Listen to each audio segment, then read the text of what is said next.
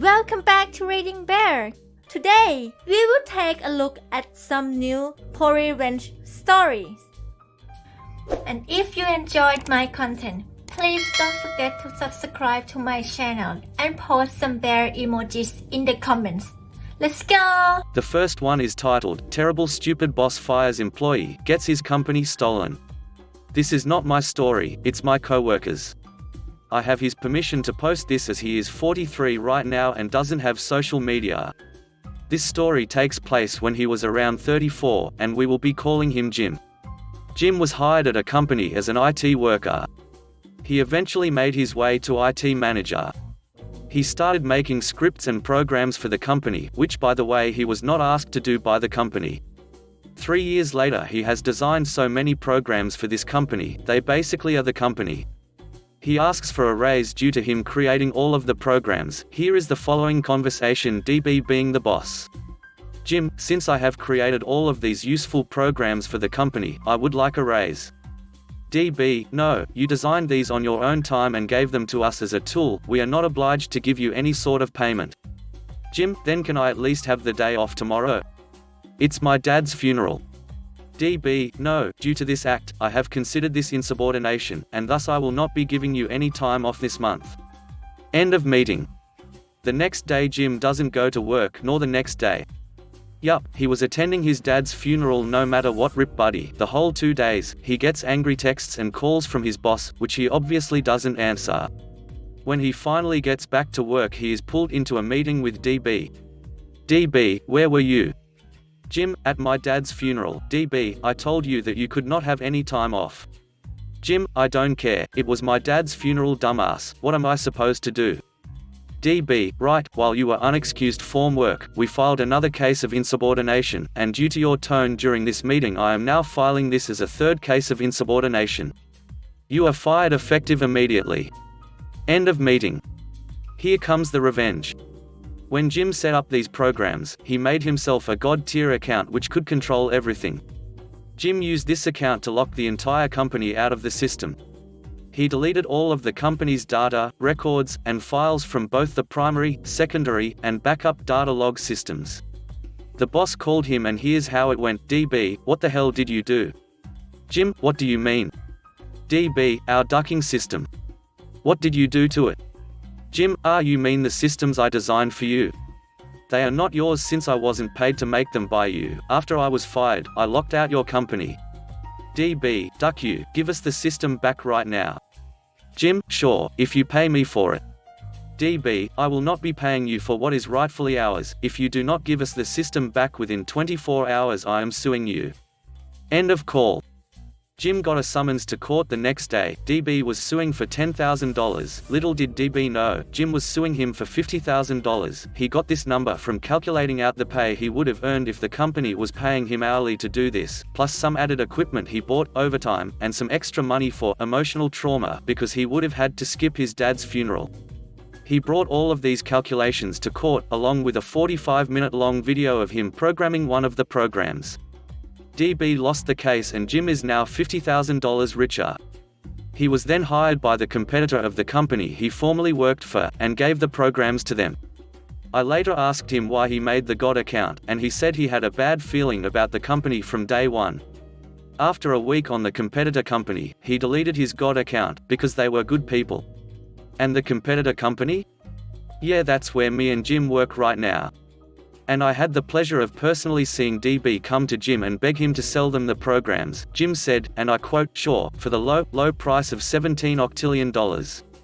The next one is titled, Chemical Warfare Used to Teach Coworker Manners. A few years ago I used to work as active duty in the USAF in the Security Forces Squadron. Basically military police. A typical workday would have me spend 12 hours checking IDs at the front gate, patrolling the base, or being put in a non-moving post in the middle of nowhere in which you would spend most of the time contemplating your life choices. The last one is where our story takes place.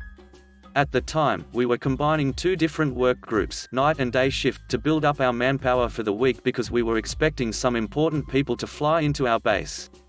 Also, all this was happening in the middle of January, so the average temp outside was around 2 ducking cold. I was tasked with being posted on the flight line in a truck with 2 other airmen.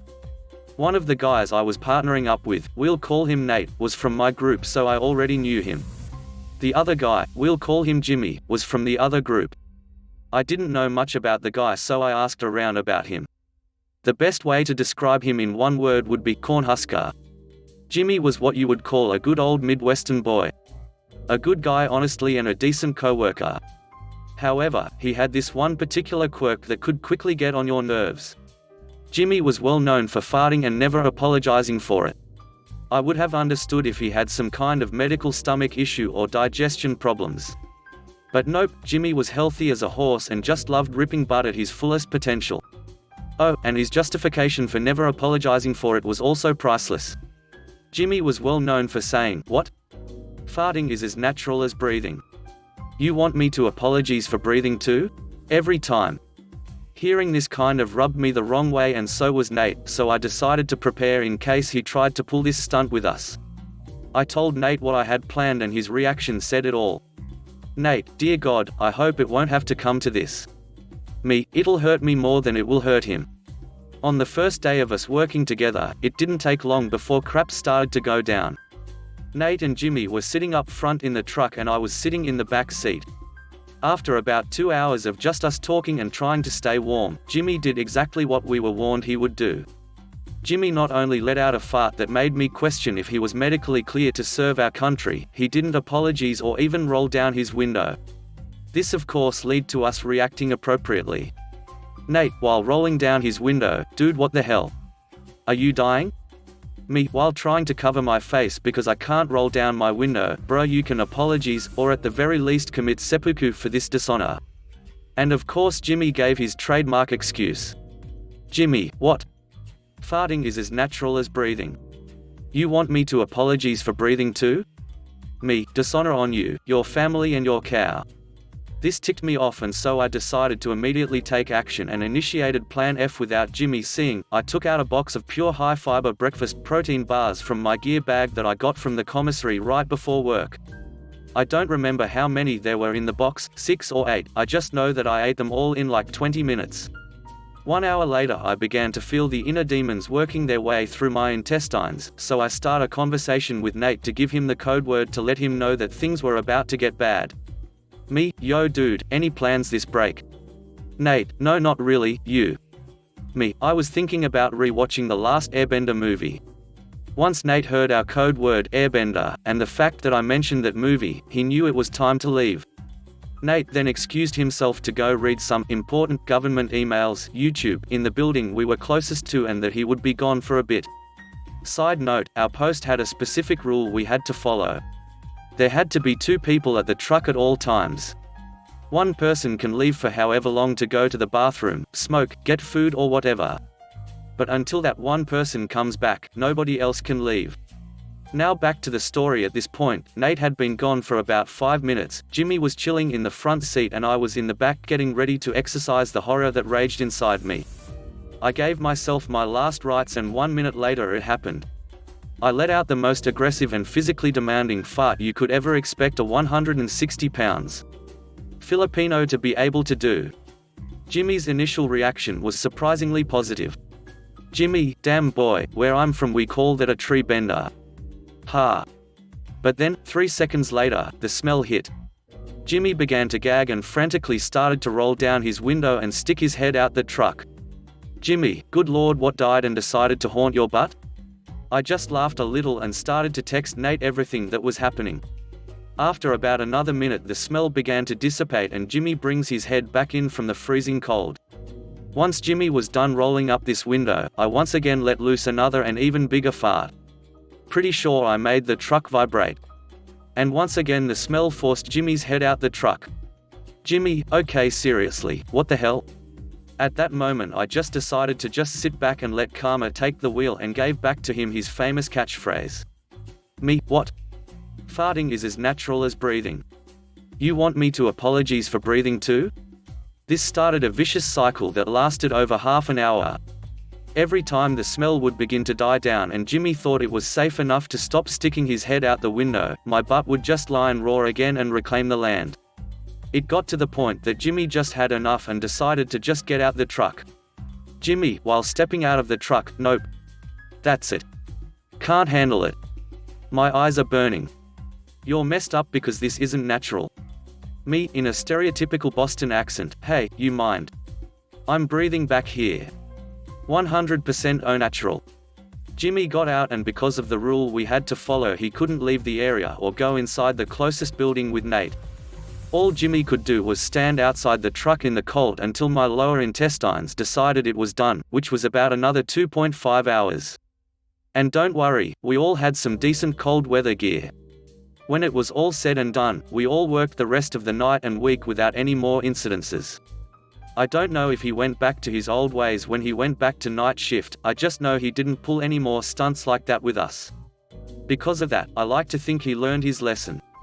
I hope you all enjoyed reading this, and if you know what exact laws I broke in the Geneva Convention, please let me know because I'm pretty sure I violated a few of them.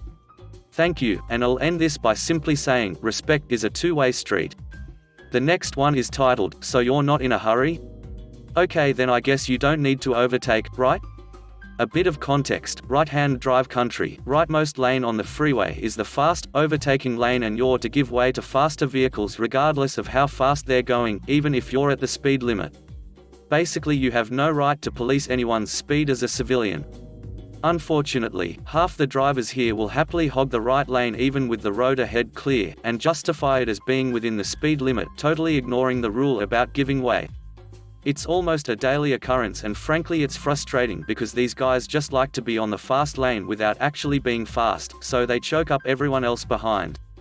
It's not uncommon to see a whole line of drivers picking up when that one hogger ahead finally changes lane, not because he realized how selfish he was but simply because it was time for him to exit.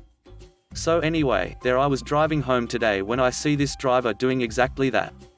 In fact, he was easily 10 below the limit. No one ahead for a long way. Some traffic on the left 2 lanes, so it wasn't exactly an empty freeway either. I wait for an opening on the left, drop 2 gears, and overtake him. Then I ease off the throttle and cruise even slower than he was doing. Road hogger gets annoyed after a while and switches to the middle to overtake. But I'm prepared for that, having scouted the road in front. A little ahead of me are slow vehicles in the middle and left lane, a small truck in the middle lane, and 2 bikes on the left going parallel to each other, all 3 doing 20 or 30 below the limit. Side by side. Perfect. I drop 2 gears and make sure to keep pace with the road hogger, modulating my throttle input until I'm about rolling up alongside the small truck, and then I let off the gas and pace the 2 slow vehicles in a very lazy 5th gear. Road hogger has absolutely nowhere to go on the 3-lane carriageway, and we continue chilling way below the limit until it's time for me to get off the freeway. Drop to 4th, overtake, undertake, actually, and I'm on my way home. Petty as duck? Maybe. Do it again? Absolutely. The next one is titled, Horrible Teacher Fails to Do His Job, So We Got Him Fired. This took place when I was around 16. When I was in secondary school, I had a teacher, Mr. Geller for the sake of this post, who absolutely hated me. He was pretty popular with the cool kids at school. He'd stop teaching to talk to them, joke around, and generally act like one of the kids in the class rather than the teacher. Which is fine, I guess, apart from the fact that he was so busy joking around with the popular kids that he'd fail to actually teach his class properly, and our work would suffer because of it. Over half his class failed their exams, and the other half, bar a handful of students who were really good at the subject, managed to just barely pass after going to a bunch of tutoring classes in the weeks running up to the exam. I genuinely don't know how he managed to keep his job for so long. I had, and still somewhat have, some pretty severe anxiety issues to the point where I'd sometimes not go to school due to the panic attacks. I was never bullied by any of the students, but just the thought of being surrounded by a bunch of loud, hyperactive students was enough to make me physically ill. As a result of this, I would often be allowed to work in one of the pupil support bases. Essentially a small room that I could work in by myself and would receive support from one of the learning support teachers if needed. This also allowed me to leave a class, with permission from the teacher of course, if I was having a particularly bad day, and go to the base to calm down and complete my work. Mr. Geller was not a fan of this. Whenever I would ask him if I could go to the learning support base, he'd always tell me no and then mock me in front of everyone about how this was the reason I was failing his class. I was just barely scraping passing his class. However, most of his class was in the same boat as me and, again like me, the majority of them were doing pretty well in their other subjects. This was clearly down to his teaching ability, nothing else. My boyfriend, Alex, and a handful of other seniors would be in my class once or twice a week and would often help explain things to myself and some other students if we were struggling. Essentially doing Mr. Geller's job. This wasn't fair as they had to neglect some of their own work to act like a teacher. Mr. Geller would again use this to mock me in front of the class, saying things along the lines of, "Now you boys make sure you keep your hands to yourselves," or, "We can continue with the lesson when the lovebirds decide to stop their flirting and pay attention." I know it seems trivial now, but at the time it was humiliating as he never called anyone out other than me, and having the whole class essentially point and laugh at me and Alex, though they probably didn't mean any harm, was enough to make my anxiety skyrocket. I dealt with his behavior for months. The snide comments, mocking me in front of everyone, standing behind me when I was trying to work and scoffing about how awful my work was, stopping in the middle of a lesson to lecture me if I wasn't taking enough notes for his liking. I dealt with it all. My mental health was a wreck. The thing that finally broke me and made me decide to finally do something about it was when he failed me in one of my tests because I apparently cheated off Alex, who might I add was doing an advanced higher class, not the National 5 course we were doing. He was on a completely different topic from me, so there was no way I could cheat by looking at his page, and he was sitting 5 tables away from me. I physically couldn't cheat off him if I wanted to. At this point I was upset, an emotional wreck, yes, but upset. Alex and I decided to get back at this disgrace of a teacher. Now, for the revenge. I wasn't entirely sure how to go about this at first. Alex suggested reporting him to the head teacher, but if that happened then everyone would know it was me.